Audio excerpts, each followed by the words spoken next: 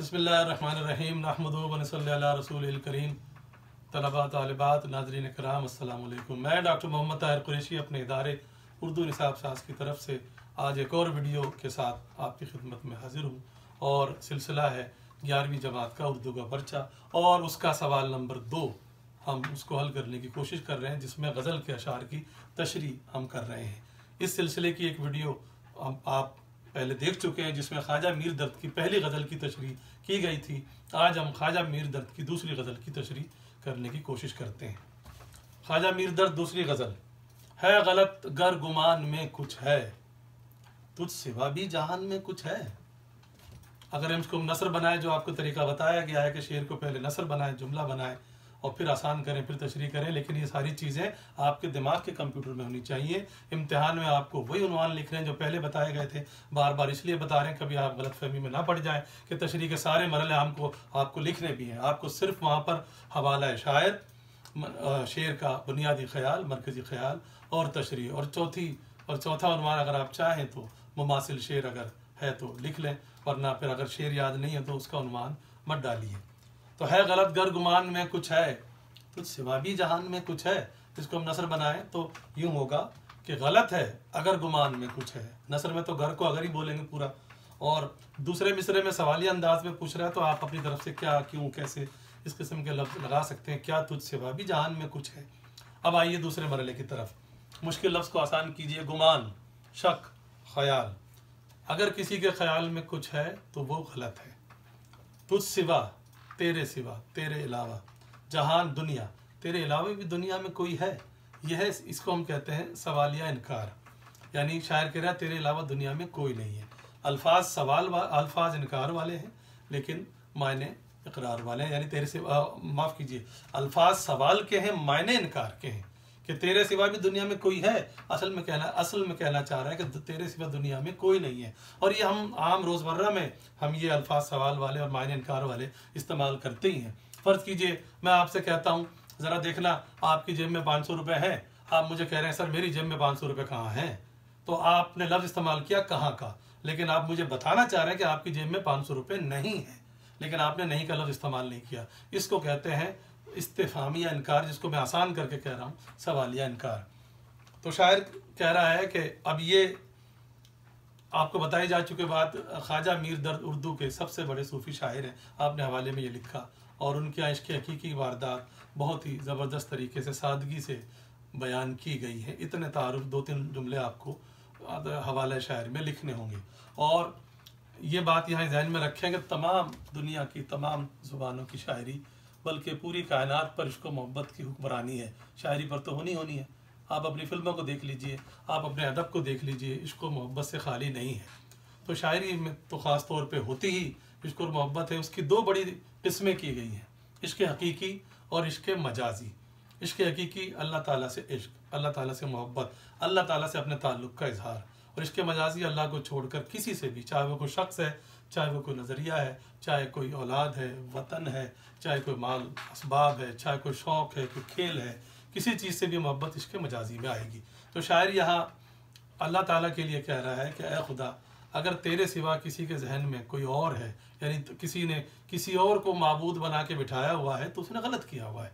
क्यों गलत किया हुआ है? दूसरे शेर में कह रहा है कि जब हमें ये मालूम है कि तेरे अलावा, तेरे सिवा दुनिया में कोई है ही नहीं, तो फिर हमें चाहिए कि हम अपने दिल में, अपने दिमाग में तुझी को बसाएं, हम किसी और को क्यों बसाएं। तो अगर किसी ने ऐसा किया हुआ है कि तेरे अलावा किसी को महबूब बनाकर अपने दिल और दिमाग में जगह दी हुई है, तो उसने गलत किया हुआ। जब कायनात तेरी है, कायनात का खालिक तू है, मालिक तू है, तो हमें चाहिए कि मोहब्बत भी तुझ ही से करें और किसी को महबूब ना बनाएं। हमें करना तो यही चाहिए, लेकिन अगर हमने ऐसा नहीं किया हुआ तो हमारा ये अंदाज, हमारा ये वतीरा दुरुस्त नहीं है। इसका मरकज़ी ख्याल ये हो सकता है कि शायर ये कहना चाह रहा है कि खुदा के सिवा किसी को महबूब नहीं बनाना चाहिए। इसका मुमासिल शेर ये हो सकता है कि हम क्या करें ना तेरी अगर आरजू करें, दुनिया में और कोई भी तेरे सिवा है क्या। अब आइए दूसरा शेर। दिल भी तेरे ही ढंग सीखा है, आन में कुछ है, आन में कुछ है। इसको हम नसर बनाएं तो दोनों इत्तफाक से नसर ही में है। दिल भी तेरे ही ढंग सीखा है बोलेंगे तो ऐसी सी बोलेंगे, और दूसरा मिसरा भी आन में कुछ है, आन में कुछ ऐसे ही रहेगा। अब मुश्किल लफ्ज़ ढंग, तरीक़ा, अंदाज, अतवार। आन का मतलब इज्जत भी होता है, आन का मतलब लम्हा और पल भी होता है। ये बात पहले भी हम कह चुके हैं और बार बार कहते रहेंगे कि एक लफ्ज़ के अगर कई माने हों तो वो लिए जाते हैं जो वहाँ पर मुराद हों, वहाँ पर नज़दीक हों। तो यहाँ आन का मतलब है पल, लम्हा। शायर कह रहा है दिल ने भी तेरे तौर तरीके सीख लिए, तेरे अंदाज सीख लिए, जैसे तू करता है वैसे मेरा दिल भी करने लग गया है। यानी पल में कुछ है, पल में कुछ है, यानी अभी खुश है, अभी गमगीन हो जाएगा, किसी बात पे भरम हो जाएगा, किसी बात पे नाराज़ हो जाएगा। जिस तरह तेरे मिजाज का कोई भरोसा नहीं है ऐ महबूब, इसी तरह मेरा दिल भी ऐसी हो गया है कि पल में खुश हो जाता है, पल में नाराज़ हो जाता है, कभी बरहम, कभी उदास, कभी मायूस। गोया दिल मेरे कंट्रोल में, मेरे काबू में नहीं है और अब मुझे अपने दिल पे कोई इख्तियार नहीं है। मेरा दिल भी तेरे मिजाज की तरह पल पल बदलने लगा है। अब यहाँ बाज़ बच्चे हमसे ये सवाल करते हैं कि ख्वाजा साहब तो सूफ़ी शायर हैं और ये बात अल्लाह ताला के बारे में कह रहे हैं, तो ये जहन में रख लीजिए, ये शेर तसव्वुफ़ का हरगिज़ नहीं है। क्यों कि अल्लाह ताला के बारे में ये नहीं कहा जा सकता कि वो पल पल बदलता है। ये मजाजी महबूब के लिए शायर ने कहा है। सूफ़ी शायर होने का मतलब ये हरगिज़ नहीं है कि ख्वाजा साहब कोई भी शेर इश्क मजाजी का कह नहीं सकते। अच्छे खासे अशार उनके इश्क मजाजी के भी हैं, आगे भी आएंगे। तो ये इश्क हकीकी का शेर नहीं है, सूफियाना शेर नहीं है। तो इसका मरकज़ी ख्याल ये हो सकता है कि शायर कह रहा है कि मेरे दिल का अंदाज भी मेरे महबूब की तरह गैर यकीनी सा हो गया है। इसका मुमासिल शेर ये हो सकता है कि पल में तोला है, पल में माशा है, दिल ने सीखे तेरे मिजाज के ढंग। अगला शेर है, ले खबर तेगे यार कहती है, बाकी इस नीम जान में कुछ है। अगर इसको हम सीधा करें, इसमें दो फेल हैं पहले मिसरे में, ले और कहती है। तेगे यार कहती है खबर ले, इस नीम जान में कुछ बाकी है। जुमलों में ऐसे होगा ये। अब तेग तलवार, तेग यार महबूब की, दोस्त की, यार की तलवार। महबूब की तलवार कहती है खबर ले। खबर ले मतलब हाल चाल पूछ, देख तो सही, क्यों इस नीम जान में कुछ बाकी है। नीम जान अदमुआ, आधा मरा हुआ, शदीद जख्मी, मरने के करीब लेकिन मरा नहीं है। अब यहाँ पर भी वही बात आ गई, ये इश्क हकीकी का शेर हो ही नहीं सकता, ये इश्क मजाजी का शेर है। मैं तेगे यार महबूब की तलवार कहती है, अब किससे कह रही है, ये सोचने की बात है। आप लोग पे गौर कीजिए, महबूब की तलवार, जाहिर सी बात है जिसकी तलवार होगी उसी से कहेगी। तो महबूब की तलवार महबूब ही से कह रही है कि इसको देख तो ले, पता तो कर बच गया या मर गया है।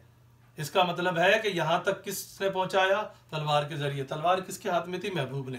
यानी महबूब ने तलवार के वार से अपने आशिक को, शायर को जख्मी तो कर दिया, घायल तो कर दिया, लेकिन वो भी मरा नहीं है। ये देखकर महबूब की तलवार कह रही है महबूब से, जरा मालूम तो कर बच गया या खत्म हो गया। और क्यों कह रही है, इसके दो मतलब है। जाहिरी मतलब ये है कि अगर अभी भी जान बाकी है तो दूसरा वार करके इसका खात्मा ही कर दिया जाए। जाहिरी तौर पे तो मतलब ये निकलता है, बहुत से लोगों ने इसको इख्तियार किया है, लेकिन हम इसको दुरुस्त नहीं समझते, या यूँ समझिए कि ज़्यादा बेहतर नहीं समझते। हमारे ख्याल में दूसरा मतलब है जो शायद ख्वाजा साहब की मुराद उसी मतलब से हो कि शायर अपने महबूब की संग दिली दिखा रहा है कि महबूब इतना संग दिल है कि सारी ज़िंदगी तो मेरी मोहब्बत का जवाब मोहब्बत से दिया नहीं, जुल्म सितम करता रहा, और अब आके उसने अपनी तलवार के ज़रिए मुझे शदीद ज़ख्मी भी कर दिया। ये देखकर, मुझे तड़पता हुआ देखकर भी महबूब के दिल में रहम नहीं आ रहा, और तलवार जो कि लोहे की बनी हुई है, जो कि धात की बनी हुई है, उसको रहम आ गया। और वो कह रही है कि देख ले, अभी भी तू हाल चाल पूछ ले, पता कर ले, अभी भी अगर तू तवज्जो दे तो बच सकता है। इसका मतलब है शायर ये कहना चाह रहा है कि महबूब की तलवार महबूब से ज़्यादा रहम दिल है, और यही हमारे ख्याल में ज़्यादा मुनासिब मतलब बनता है। बहरहाल हम इस पर इसरार नहीं करते। तो इस लिहाज से मरकज़ी ख्याल ये हो सकता है कि महबूब की तलवार महबूब से ज़्यादा शायर के हक़ में रहम दिल है। इसका मुमासिल शेर ये हो सकता है कि दस्ते सितम ज़रीफ़ को रोके है तैग़ यूं, दस्ते सितम ज़रीफ़ को रोके है तैग़ यूं। माफ़ कीजिए, दूसरा मिसरा जहन में नहीं आ रहा। हाँ, अब याद आ गया। दस्ते सितम ज़रीफ़ को रोके है तैग़ यूं, शायद के नीम जान में बाकी हो अब भी जान। अगले शेर की तरफ चलते हैं। इन दिनों कुछ अजब है मेरा हाल, देखता कुछ हूँ ध्यान में कुछ है। इसको हम सीधा करें, इन दिनों मेरा हाल कुछ अजब है, कुछ देखता कुछ हूँ ध्यान में कुछ है, वो ऐसे रहेगा। अब आइए आसान, इन दिनों आजकल, हाल अजब है अजीब है, हालत। आसान जुमला ये होगा, आजकल मेरी हालत कुछ अजीब सी हो गई है। क्या अजीब सी हो गई है भाई? वो दूसरे मिसरे में कह रहे हैं, मैं देख कुछ रहा होता हूँ, मेरे ध्यान में, मेरे दिमाग में, मेरे जहन में कुछ और होता है। यानी मैं देखते हुए भी नहीं देख रहा, सुनते हुए भी नहीं सुन रहा। अब ये बज़ाहिर अजीब सी बात है, लेकिन ये गैर हकीकी बात नहीं है। जब आदमी की तवज्जो किसी और तरफ हो तो बाज़ औक़ात आवाज़ भी नहीं सुनता। बाज़ औक़ात सामने टीवी चल रहा है, सामने कोई बात चल रही है, सामने कोई आदमी खड़ा हुआ है, लेकिन नज़र नहीं होता, क्योंकि आपके दिलो दिमाग पर कोई और ख्याल छाया हुआ होता है। इसमें कोई गैर हकीकी बात नहीं, ये वाकई बात है। आप घर में अंदाज़ा आप लगा सकते हैं, घर में वालिदा आवाज़ दे रही है, कोई बहन आवाज़ दे रही है, भाई आवाज़ दे रहा है, और आप अपनी किसी चीज़ में, किसी पढ़ने में, किसी मुताले में, या फिल्म देखने में, या कोई भी चीज़ में इतने गर्क हैं, इतने डूबे हुए हैं कि आप वो आवाज़ नहीं सुन पाते। आप कहते हैं मैंने आवाज़ नहीं सुनी, वालिदा कहते हैं मैंने आवाज़ दी थी, और दोनों सच कह रहे हैं। उन्होंने वाकई दी होती है और आपने वाकई नहीं सुनी होती है। क्यों? कि असल में सुनता दिमाग है, देखता दिमाग है, कान और आंखें तो आला है, जरिया है। तो शायर भी यही कह रहा है, आजकल मेरी हालत कुछ अजीब सी हो गई है, देख मैं कुछ रहा होता हूँ, लेकिन मेरे दिमाग में कुछ और होता है, यानी मैं देखते हुए भी नहीं देख रहा। और ये हालत शायरी में जिस तरह के होता है, सिर्फ इश्क की वजह से हुई भी है। और ये इश्क दोनों हो सकते हैं, इश्क हकीकी भी और इश्क मजाजी भी। कि शायर कह रहा है मेरे जहन में अपने महबूब का तसव्वुर इतना छा चुका है, अब मुझे उसके सिवा किसी का होश नहीं है। अब मुझे उसी की बातें, उसी का ख्याल, उसी का चेहरा, ये सब मेरे जहन में ताज़ा रहती हैं, याद रहती हैं। मैं हर वक्त उसके तसव्वुर में खोया रहता हूँ, इसलिए मेरी हालत अजीब सी हो गई है। मैं देखते हुए भी नहीं देखता और सुनते हुए भी नहीं सुनता। इसका मरकज़ी ख्याल ये हो सकता है कि शायद महबूब के तसव्वुर में इतना खो गया है कि उसके हवास भी उसके काबू में नहीं है। इसका मुमासिल शेर ये मुमकिन है। अच्छा, मुमासिल शेर के बारे में जहन में रख लीजिए कि ज़रूरी नहीं कि बिल्कुल 100% मुमासिल ही हो, अगर करीब करीब भी हो तो वो भी चल सकता है। और ये भी सिर्फ इसलिए कि ज़्यादातर अब पर्चे में बच्चे मुमासिल शेर लिखने ही लगे हैं तो हम बता रहे हैं, वरना हम इसको सवाल के लिए ज़रूरी नहीं समझते। मुमासिल शेर है, अजब अंदाज़े अज़ खुद रफ्तगी है, भरी महफिल में सबके दरमियाँ गुम। अगला शेर है जनाब ख्वाजा मीर दर्द के मक्ते से पहले आखिरी शेर, और भी चाहिए सो कहिए अगर, और भी चाहिए सो कहिए अगर, दिले ना मेहरबान में कुछ है। इसको हम नसर बनाएं तो यूं होगा, और भी चाहिए सो कहिए। अगर वाला टुकड़ा दूसरे के साथ अच्छा लगेगा। हमें जुमले बनाने हैं, ये शर्त नहीं है कि एक मिसरे के जुमले सिर्फ वहीं पे खपेंगे, बल्कि दूसरे मिसरे में भी आ सकते हैं, दूसरे के पहले मिसरे में भी आ सकते हैं। हमें 2 जुमले बनाने हैं या एक तवील जुमला बनाना है, तो ये यूं जुमला बनेगा, और भी चाहिए सो कहिए, उसके बाद अगर दिले ना मेहरबान में कुछ है, ये इस तरह ज़्यादा मुनासिब होगा। शायर इसमें दिले ना मेहरबान एक मुश्किल लफ्ज़ है, ना मेहरबान जालिम कह लीजिए, दिल ना मेहरबान जालिम दिल। जालिम दिल शायरी में महबूब ही का होता है, तो शायर अपने महबूब से मुखातिब है, उससे कह रहा है और भी चाहिए सो कहिए, यानी और भी जो कहना चाहते हो कहो। इसका मतलब है इससे पहले भी कुछ कहा जा चुका है और वो यकीन अच्छा नहीं कहा गया होगा, अच्छा कहा गया होगा शायर का लहजा ना होता। शायर कह रहा है जितना बुरा भला मुझे तुम बुरा भला कह चुके हो, मैंने कोई बुरा नहीं माना, तुम्हारी कोई एफआईआर नहीं कटवाई, किसी से जाके शिकायत नहीं की। मैं तो कह रहा हूँ तुम्हारा दिल इससे नहीं भरा, तुम्हारा कलेजा ठंडा नहीं हुआ, तो और भी कहो, और भी कह लो। अगर तुम्हारे जालिम दिल में मेरे मुतालिक कुछ भी है तो वो भी कह दो, रुको मत, अपनी जो भी भड़ास है वो निकाल दो। अब यहाँ पे ये सवाल पैदा होता है कि शायर महबूब को क्यों उकसा रहा है कि वो उसको गालियाँ दे, वो उसको बुरा भला कहे। इसके 2 मफहूम निकल सकते हैं। एक तो ये कि इस बहाने वो देखना चाहता है कि महबूब के दिल में मेरे लिए है क्या क्या, वो सोच रहा कम से कम मुझे मालूम तो हो जाएगा। और दूसरा ये, जो सच्चा आशिक होता है उसको महबूब की खुशी हर चीज़ से ज़्यादा अजीज़ होती है। वो चाहता है कि महबूब अगर मुझे गालियाँ देने में खुश है तो मुझे उसकी खुशी अजीज़ है, तो मैं कोई इस बात का बुरा नहीं मानूंगा। इसलिए वो अपने महबूब को कह रहा है कि जितना बुरा भला कहना है वो जी भर के कह ले। तो इसका मुमासिल शेर, इसका माफ़ कीजिए मरकज़ी ख्याल ये हो सकता है, शायर को महबूब की बुरी बात गालियों को भी कोई बुरा, शायर महबूब की गालियों से भी बदमज़ा नहीं होता। गालिब ने भी तो यही कहा था, कितने शीरीं हैं तेरे लब के रकीब, गालियाँ खा के बेमज़ा ना हुआ। तो आखिरी शेर मक्ता है, दर्द तू जो करे है जी का ज़ियाँ, फ़ायदा इस ज़ियान में कुछ है। अगर इसको हम सीधा करें, दर्द तू जो जी का ज़ियान करे है, नस्र में बोलेंगे तो पूरा बोलेंगे, दर्द तू जो जी का ज़ियान करे है, इस ज़ियान में कुछ फ़ायदा है। इसमें जी का मतलब दिल, ज़ियान का मतलब, ज़ियान का मतलब नुकसान।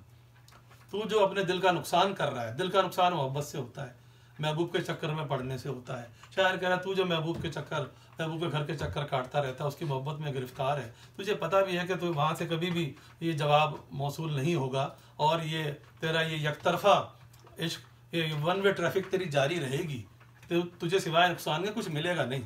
तो शायर अपने आप से पूछ रहा है कि जब तुझे उस नुकसान में कुछ फ़ायदा दिख रहा है, नुकसान और फ़ायदे को एक साथ इस्तेमाल करके शायर ने सनत तज़ाद भी उम्दगी से पेश की है। तो इसके लिए इतना ही काफ़ी है। मक्ते का शेर है जो अमूमन तशरीह के लिए नहीं आता। तो तलबा तालिबात, ये ख्वाजा मीर दर्द की दूसरी गज़ल थी। आप लोगों से ख़ास तौर पे जो डीजी साइंस कॉलेज के तलबा हैं, उनको हिदायत की जाती है कि वो तबसरा ज़रूर करें और जो भी सवाल पूछना है उसी वीडियो के नीचे वो सवाल पूछें, और बेहतर यह होगा कि अपना रोल नंबर और अपना नाम भी लिखें ताकि उनकी हाज़िरी भी शुमार हो जाए। बहुत शुक्रिया।